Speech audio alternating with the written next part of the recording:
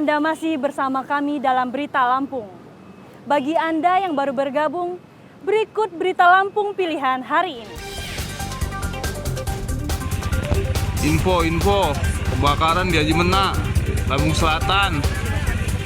Masuk mana? Gudang penimbunan bahan bakar minyak ilegal di Natar, Lampung Selatan ludes terbakar.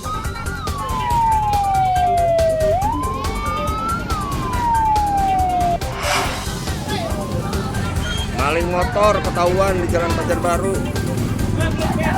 Seorang pencuri motor kecelakaan dan dihakimi massa.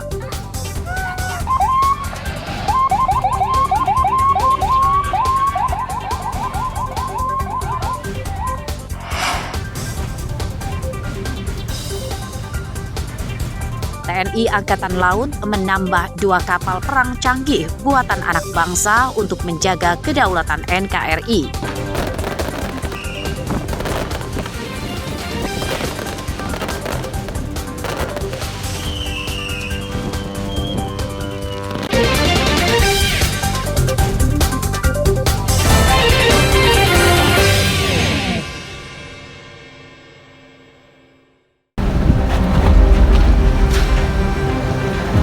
Dua kapal perang diluncurkan untuk menambah kekuatan garis depan pertahanan NKRI. Kapal KRI Lukas Rumkoren 392 dan KRI Raja Haji Fisabilillah 391 ini ditempatkan di Provinsi Papua sebagai kapal perang dan patroli pengamanan laut wilayah timur. Keduanya memiliki panjang 98 meter, lebar 13 meter, dan tinggi 6 meter. Kedua kapal produk asli Indonesia yang dibuat di galangan kapal PT Daya Radar Utama, Kecamatan Panjang, Bandar Lampung. Selain punya kecepatan maksimal untuk pengintaian dan pengejaran kapal musuh, kapal ini juga dilengkapi beberapa ukuran peluncur meriam. Kita melaksanakan peluncuran dan ship timing ya. Jadi pemberian nama dan peluncuran kapal OPV 90 meter. Walaupun ini OPV 90 meter, tapi dengan persenjataan nanti maka kapal ini sudah sekelas atau bisa dikatakan kapal ini adalah sejenis light frigate ya. Karena kemampuannya nanti dalam berbagai peperangan, baik peperangan permukaan, peperangan anti udara, peperangan bawah air, dan peperangan elektronika, semua mampu dilaksanakan oleh kapal ini. Dan alhamdulillah kapal ini dibuat dan dibangun oleh industri perkapalan dalam negeri dan dibangun oleh tangan-tangan pemuda-pemuda dari dalam negeri, dari putra daerah yang ada di Lampung ini. Dua kapal ini diluncurkan sebagai komitmen keamanan dan penegakan hukum di laut. Selain itu, TNI Angkatan Laut selalu memperkuat alat utama sistem senjata atau alutsista untuk menjaga kedaulatan NKRI. Arsadi Saputra melaporkan dari Bandar Lampung.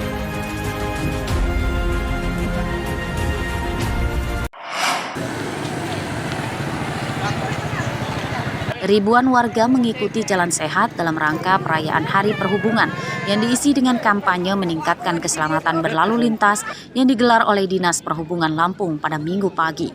Para peserta jalan sehat menempuh perjalanan sepanjang hampir 2 km. Kampanye keselamatan berkendara digelar untuk menekan angka kecelakaan lalu lintas. Berdasarkan data Dinas Perhubungan, di Indonesia per 1 jam terdapat 3 korban tewas akibat kecelakaan. Mirisnya, 60%-nya para korban adalah para pelajar atau remaja.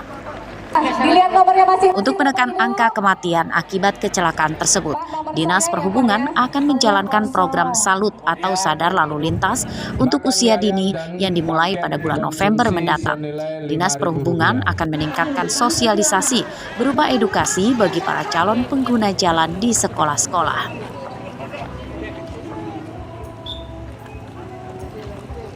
Ibu Bupati Wali Kota kita akan hadirkan nanti di November, kita akan guyup, kita akan hadir lagi untuk bagaimana nanti mengurangi tingkat kecelakaan lalu lintas.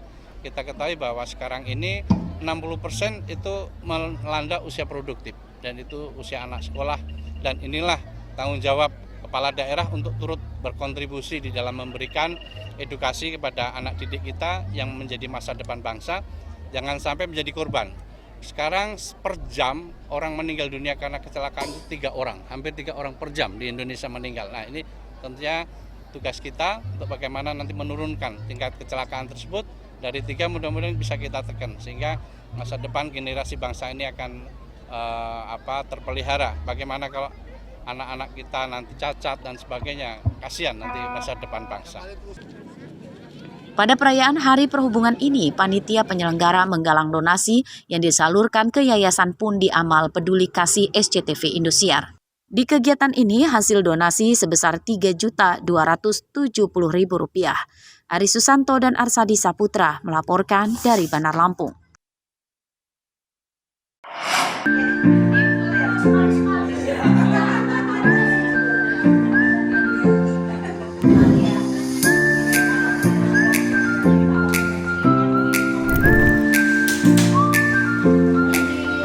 Merajut selalu dianggap sebagai kegiatan untuk orang-orang tua. Namun di komunitas Rajut Lampung, merajut dilakukan semua usia, baik pria maupun wanita. Ada 2 teknik dasar yang diajarkan, yakni keniting dan kroset. Berbagai karya juga sudah dihasilkan, seperti tas, topi, taplak, hingga sepatu.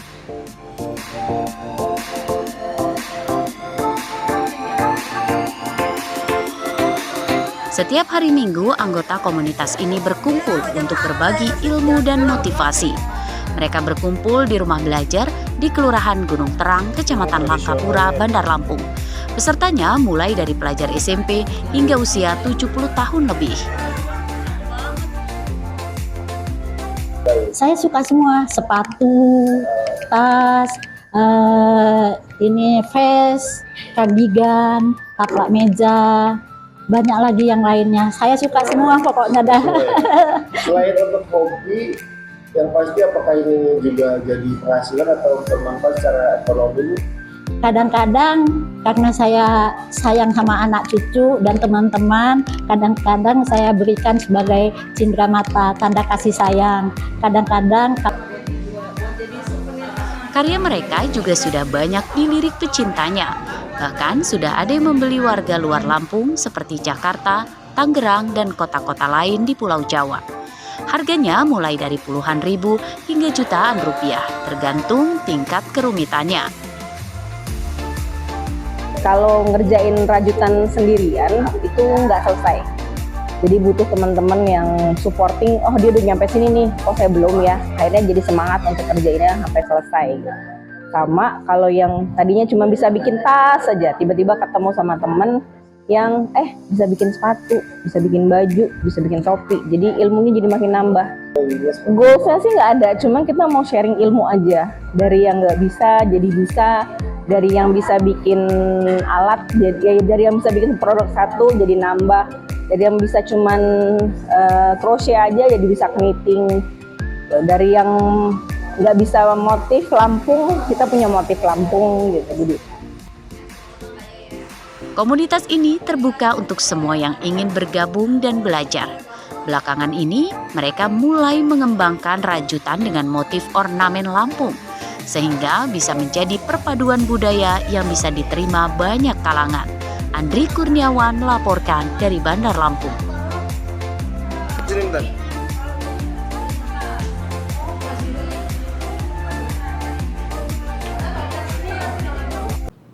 Pemirsa, informasi tadi menutup perjumpaan kita kali ini. Saya Iin Hermayani beserta redaksi yang bertugas berterima kasih. Selamat beraktivitas kembali. Sampai jumpa.